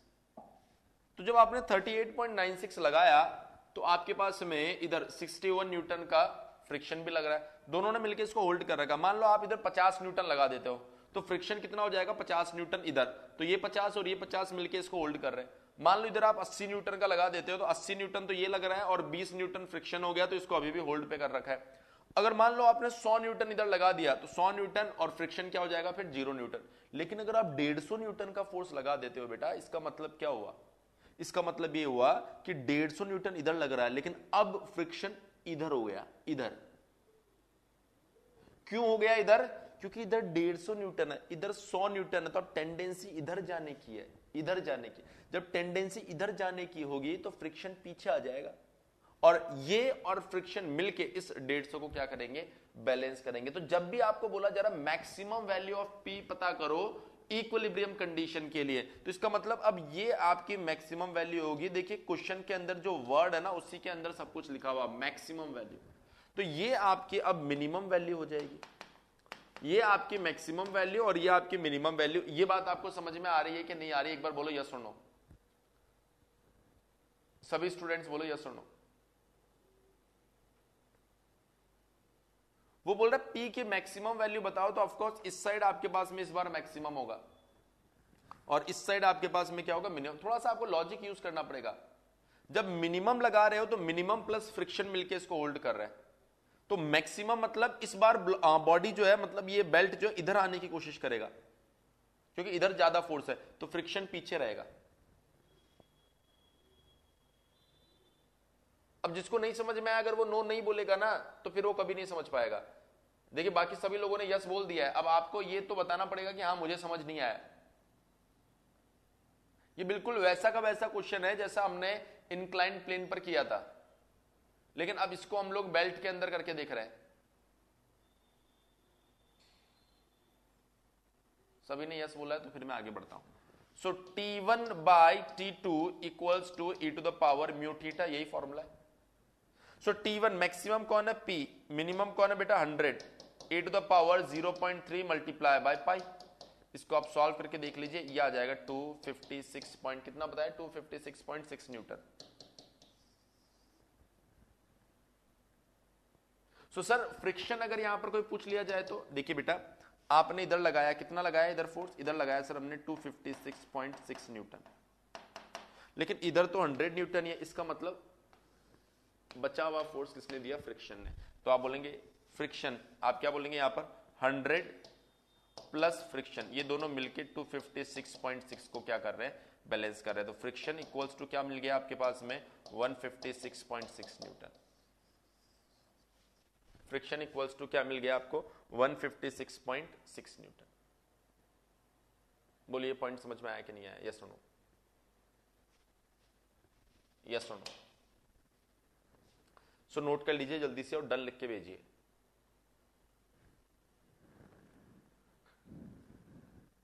नोट करके जल्दी से डन लिख के भेजिए।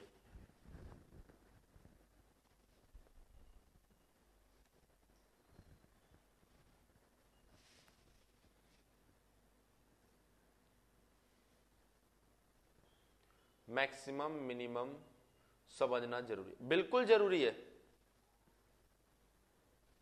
बिल्कुल जरूरी है। नहीं कुंवर प्रिंस कुमार, ये आप और मैं डिसाइड नहीं कर सकते कि पी की वैल्यू ज्यादा है या कम है, ये सिचुएशन डिसाइड करेगी। अगर म्यू की वैल्यू कैसे वेरी कर रही है, एंगल ऑफ कांटेक्ट कितना है, ये डिपेंड करता है। जितना एंगल ऑफ कांटेक्ट होगा उतना ज्यादा फ्रिक्शन वहां पर फ्रिक्शन वहां पर आपको देखने को मिलेगा। एक बार इसे नोट करके डन लिखकर भेजिए, फिर मैं आपको एक और क्वेश्चन देता हूं प्रैक्टिस के लिए ऐसा ही, फिर देखते हैं कि आप उसे कितना अच्छे से डील करते हो।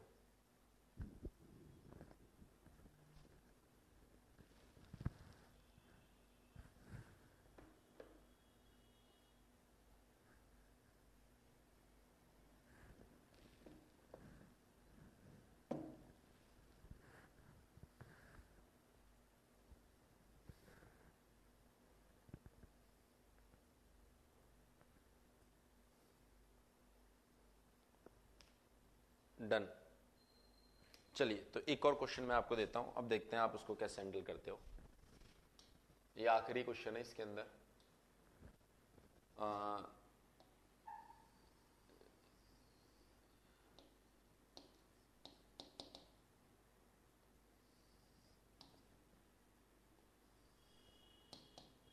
ठीक है, यहां दिया गया है बेटा P और यहां पर दिया गया है एक ब्लॉक।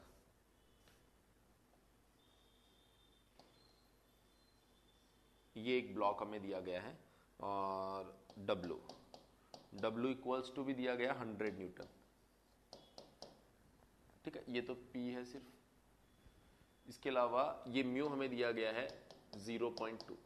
म्यू हमें कितना दिया गया बेटा 0.2। हमें बोल रहा है find force P, find force P to just, अब ध्यान से देखना, to just pull the block in upward. अब ये शब्दों का खेल है, शब्दों का खेल है। अगर आप पहचान गए तो प्रॉब्लम सॉल्व, नहीं पहचान पाए तो समस्या है समस्या है। मैं सोचने के लिए 1 मिनट दे रहा हूं, सॉल्व करने के लिए 2 मिनट दे रहा हूं, टोटल 3 मिनट आपको दे रहा हूं। शब्दों का खेल है, बहुत ध्यान से समझिए से।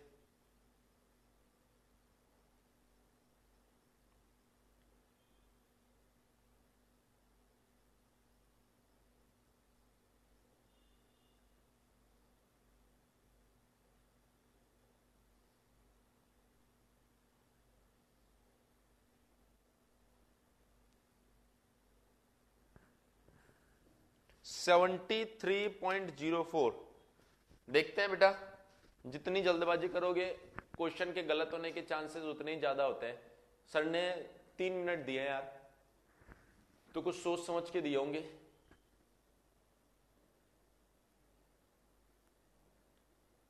यूटिलाइज करो तीनों मिनट को, ऐसे मत करो।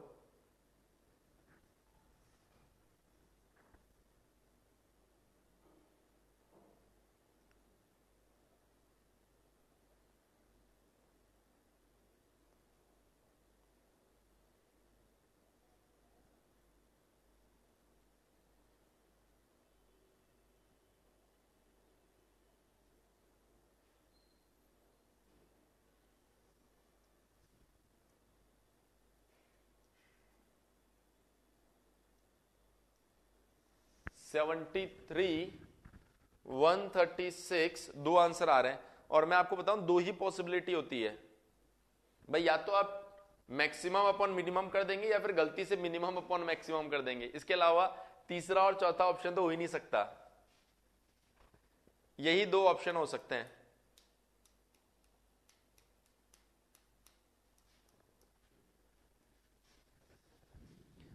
नहीं सूरज, अब ये बताओ कि क्वेश्चन में क्या पूछा। आपने तो दोनों ही वैल्यू बता दी, क्वेश्चन के हिसाब से सही आंसर क्या होगा? P max.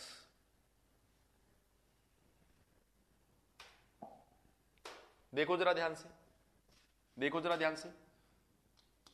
सबसे पहले ये जो एंगल होगा ये कितना होगा आपके पास में 90 डिग्री, मतलब π/2। तो थीटा आप लेंगे रेडियन के अंदर π/2। एक problem solve. T1/T2 equals to e⁻ mu theta. Mu हमें दे रहेगा 0.2। अब मुझे बताओ P मैक्सिमम होगा या W मैक्सिमम होगा? P और W में से मैक्सिमम कौन है? P और W में से मैक्सिमम कौन है? P P P P P। समझ गए मतलब मेरी बात को? अगर इस ब्लॉक को जस्ट होल्ड करना होता ना बेटा, जस्ट होल्ड करना होता तो ये मैक्सिमम होता, लेकिन वो बोल रहा है जस्ट पुल अपवर्ड, मतलब आप उसे खींच रहे हो, मतलब ये ऊपर आने की कोशिश करेगा तो फ्रिक्शन नीचे जाएगा, फ्रिक्शन नीचे जाएगा तो फ्रिक्शन और 100 दोनों एक साइड है तो उसको बैलेंस करेगा P। तो फ्रिक्शन और 100 एक टीम में है और P अकेला है तो ऑफकोर्स P ज्यादा होगा ना आपका। तो आप क्या बोलेंगे? सर ये मैक्सिमम है। बस इतना सा गेम है, और ये क्या है? मिनिमम है। सो आप यहां पर लिखेंगे P डिवाइडेड बाय, ये कितना आ गया बेटा 100 equals to e to the power 0.2 pi by 2। इसको आप सॉल्व करके देखो, मेरे ख्याल से आ रहा होगा 136.9 न्यूटन, यही आ रहा होगा। क्लियर है? नोट कर लीजिए बेटा जिसको आंसर नहीं मिला, नोट कर लीजिए जिसको आंसर नहीं मिला।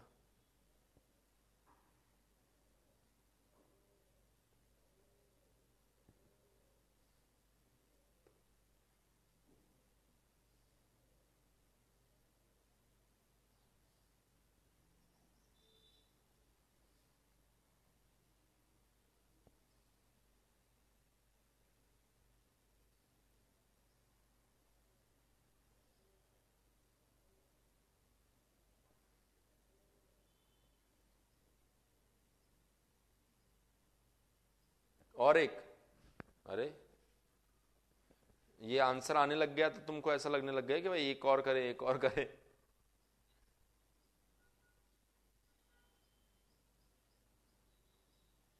चलिए, मेरे ख्याल से इतनी कहानी आप सभी को समझ में आ गई होगी, इतनी कहानी हम सभी को समझ में आ गई होगी। सो अब अगर मैं बात करूं फ्रिक्शन की, तो फ्रिक्शन के अंदर हमने पहला पार्ट ड्राई फ्रिक्शन वाला कॉन्सेप्ट पढ़ लिया होगा। अब दूसरा पार्ट हमारे पास में बेल्ट फ्रिक्शन है, वो भी पढ़ लिया है। अब तीसरा आता है हमारे पास में लैडर फ्रिक्शन। एक बार बताओ जरा, लैडर फ्रिक्शन हमने पढ़ लिया क्या? यस और नो? लैडर फ्रिक्शन हमने पढ़ लिया क्या?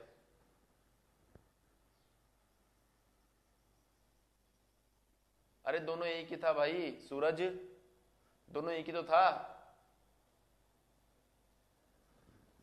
तो अब हम लोग चर्चा करते हैं थोड़ी सी लैडर फ्रिक्शन के ऊपर, ठीक है? तो अब जो हमारा नेक्स्ट पार्ट है वो क्या है? Ladder friction.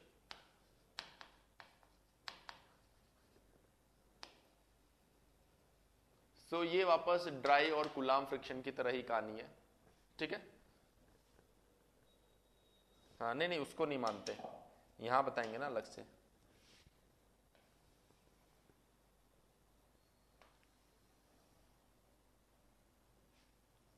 देखिए, मान लीजिए आपके पास में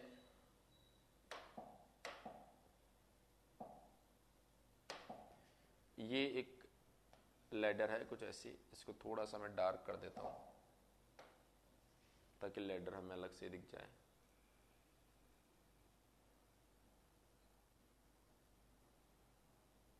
ये आ गया आपके पास में लैडर, ठीक है?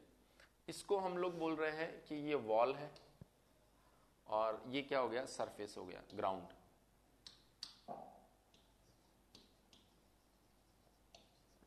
ठीक है, इसको हमने बोल दिया पॉइंट ए और इसको हमने बोल दिया पॉइंट बी। हमने ऐसा माना कि इसका सेंटर ऑफ मास या सेंटर ऑफ जी वो इस जगह पर है, इसको हम बोल देते हैं सी। इसका जो वेट है बेटा वो W हो गया, इसकी जो लेंथ है वो क्या हो गया आपके लिए? L हो गई। ये जो एंगल आपके पास में, इस एंगल को हमने बोल दिया थीटा। तो हम सबसे पहले इस लैडर का फ्री बॉडी डायग्राम बनाएंगे, और लैडर का फ्री बॉडी डायग्राम जो है वो कैसा होगा जरा देखिए। ये लैडर हो गई आपके पास में, ये वॉल और ये मान लीजिए ग्राउंड हो गया। क्लियर है? ये जो पॉइंट था आपके पास में, ये पॉइंट ए और ये पॉइंट हो गया आपके पास में बी। तो सबसे पहले अगर मैं फोर्सेस की यहां पर बात करूं तो कौन कौन से फोर्सेस आपको दिखाई देंगे जरा देखिए। डाउनवर्ड डायरेक्शन में W दिखाई देगा, डाउनवर्ड डायरेक्शन में आपको W दिखाई देगा। जहां कांटेक्ट है वहां पर आपको नॉर्मल, देखिए जहां कांटेक्ट है ये इसके ऊपर NB नॉर्मल फोर्स लगाएगा, तो ये इसको वापस एक रिएक्शन देगा NB। ये देखिए बेटा, ये इसके ऊपर एक फोर्स लगाएगा NA, तो ये इसको वापस एक नॉर्मल रिएक्शन देगा NA। क्लियर है? हमने ऐसा मान रखा है कि लैडर जस्ट स्लाइड करने वाली है। अगर लैडर जस्ट स्लाइड करने वाली है तो ऐसी कंडीशन के अंदर B पॉइंट के ऊपर एक फ्रिक्शन लगेगा FB इधर, तो ग्राउंड के ऊपर इधर एक फ्रिक्शन लगेगा FB। बोलिए यस और नो, इतनी बात समझ में आई कि नहीं आई? इतनी बात आपको समझ में आई कि नहीं आई? यस और नो, है ना? तो ये पॉइंट नीचे आ रहा होगा, अगर ये पॉइंट बेटा नीचे आ रहा होगा तो इसके ऊपर फ्रिक्शन ऊपर की साइड और ग्राउंड के ऊपर फ्रिक्शन जो है वो भी नीचे की साइड, अपोजिट होगा ना, अपोजिट होगा। सो यहां पर हम बात के मान के चल रहे हैं कि जस्ट इंपेंडिंग मोशन में, अगर जस्ट इंपेंडिंग मोशन में होती है तो तीन इक्वेशंस पर काम कर सकते हैं हम लोग यहां पर, समीशन ऑफ एफ एक्स बराबर 0, समीशन ऑफ एफ वाई बराबर 0। देखिए बेटा यहां पर एक पॉइंट है जिसको अगर आप ध्यान से देखेंगे, लाइक सर इतने सारे फोर्सेज है और सारे के सारे फोर्सेज जो है, अरे यार इसमें क्या समझ नहीं आया, कितना आसान तो है यार आदित्य, ये W नीचे लगेगा, ये एन भी नीचे लगेगा, जहां कांटेक्ट होगा वहां नॉर्मल फोर्स लगेगा ना, तो अगर ये एन भी नीचे लगा तो इसका opposite, equal and opposite reaction ऊपर लगेगा, न्यूटन थर्ड लॉ पढ़ाया तो है मैंने यार। इधर कांटेक्ट है तो इधर एक नॉर्मल फोर्स लगेगा, तो उसका अपोजिट रिएक्शन इधर लगने वाला है एन। अगर बॉडी जस्ट इंपेंडिंग मोशन में है तो ये ऐसे स्लाइड कर रहा होगा नीचे, तो ये पॉइंट जो है, ये पॉइंट जो ये इधर जा रहा होगा, इसकी वजह से रिएक्शन इधर लगा, फ्रिक्शन इधर लगा होगा। अगर इधर फ्रिक्शन लग रहा है तो सरफेस के ऊपर इसके अपोजिट डायरेक्शन में फ्रिक्शन लगेगा। ये पॉइंट नीचे आ रहा होगा तो फ्रिक्शन ऊपर लगेगा, इस पर फ्रिक्शन ऊपर लग रहा है तो इस पर नीचे लगेगा। बोलो समझ में आया कि नहीं आया?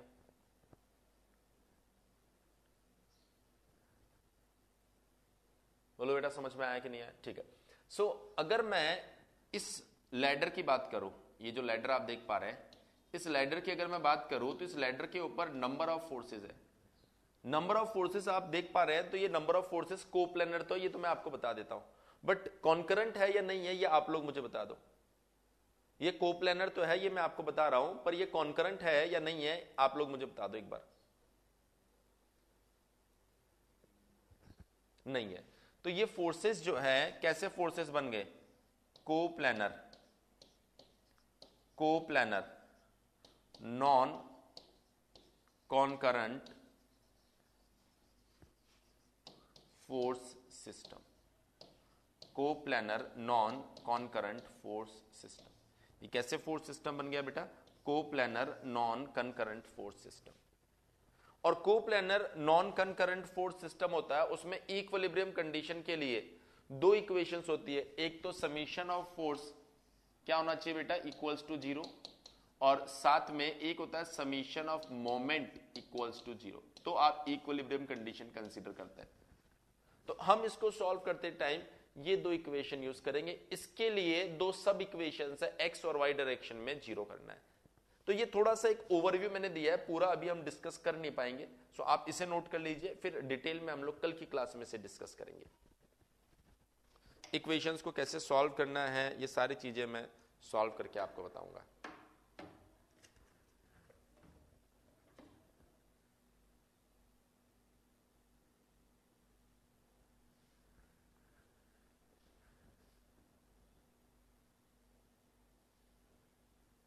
नोट कर लीजिए एक बार जल्दी से।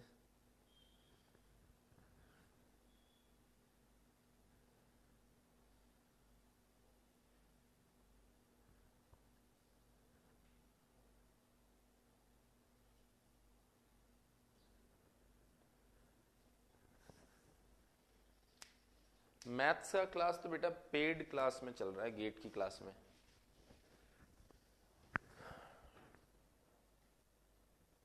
अभी पेड वाले में चल रहा है वो। तुम्हें कहां से खबर मिल गई मैथ्स की? सारी खबर रखते हो तुम। इसे नोट करके डन लिख के भेजो।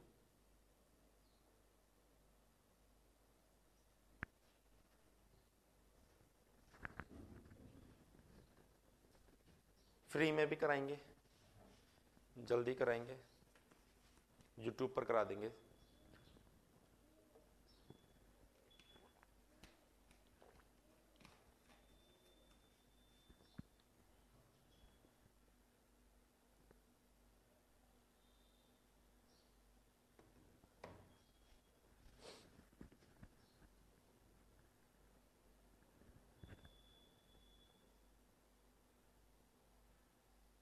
खबरी है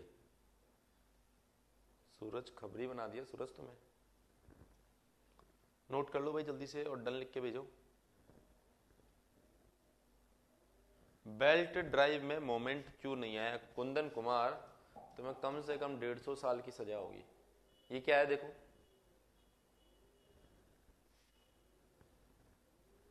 बहुत बड़ा वाला पाप लगने वाला है, तुम ऐसी बातें कर रहे हो। अच्छा, बेल्ट ड्राइव में नॉर्मल क्यों नहीं आया?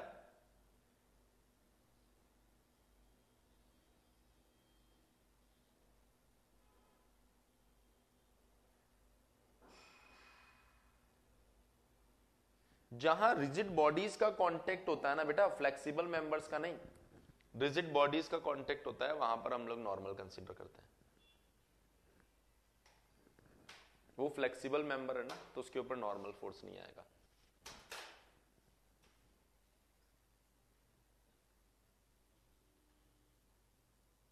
क्योंकि फ्लेक्सिबल मेंबर में पॉइंट कांटेक्ट तो हो ही नहीं रहा ना, वहां पे रिजिड कांटेक्ट होता है ना, वो नॉर्मल फोर्स एक्सर्ट करता है।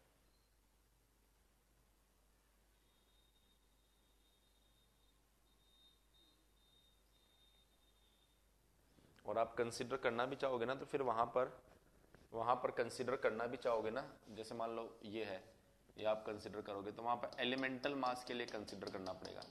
एलिमेंटल मास के लिए कंसीडर करोगे तो इधर नॉर्मल होगा, तो इधर भी नॉर्मल होगा, है ना, तो वहां पर कंसीडर कर नहीं पाओगे।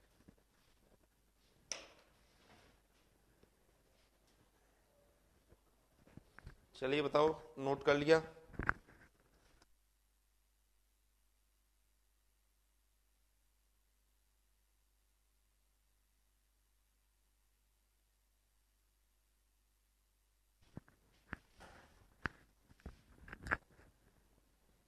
ठीक है, तो बेल्ट फ्रिक्शन समझ में आ गया? किसी तरह का कोई कंफ्यूजन नहीं रहा होगा? जो स्टार्टिंग में हमने चालू किया था, तब आपको ऐसा लग रहा होगा कि यार सर कैसे लिखा आपने, क्यों लिखा, पर अभी मुझे ऐसा लग रहा है कि अभी सबको समझ में आ गया होगा। तो इसीलिए बोलते हैं कि थोड़ा सा आप पेशेंस रखोगे, टॉपिक जो है अपने आप क्लियर हो जाएगा आपको। पी मैक्स वाला सेकंड क्वेश्चन का स्लाइड, पी मैक्स कहां है? ये तो मुझे भी, ये वाला सूरज, इसकी बात कर रहे हो? हाँ, कुछ डाउट है इसमें? स्क्रीनशॉट ले लो यार, शुरू से ही ले लो, किसी का कुछ रह गया हो तो शुरू से ही स्क्रीनशॉट ले लो।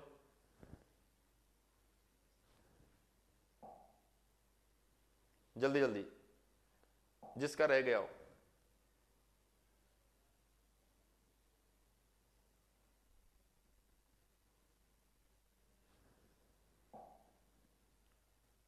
अरे अभी क्लास खत्म भी नहीं हुई, तुम अभी से रिवीजन की बातें करने लग गए। लैडर तो अभी चालू ही नहीं हुआ ना, लैडर तो अभी सिर्फ ऐसे आइडिया दिया है कि ऐसी ऐसी बातें करेंगे हम लोग।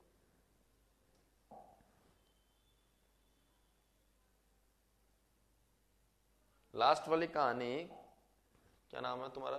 कुंवर प्रिंस, तुम कुंवर भी बन गए, प्रिंस भी बन गए।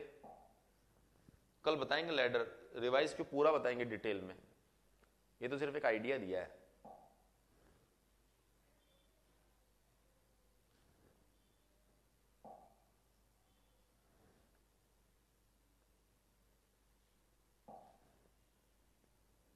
चलिए, so thank you very much, कल मिलते हैं सेम टाइमिंग पे 8 बजे।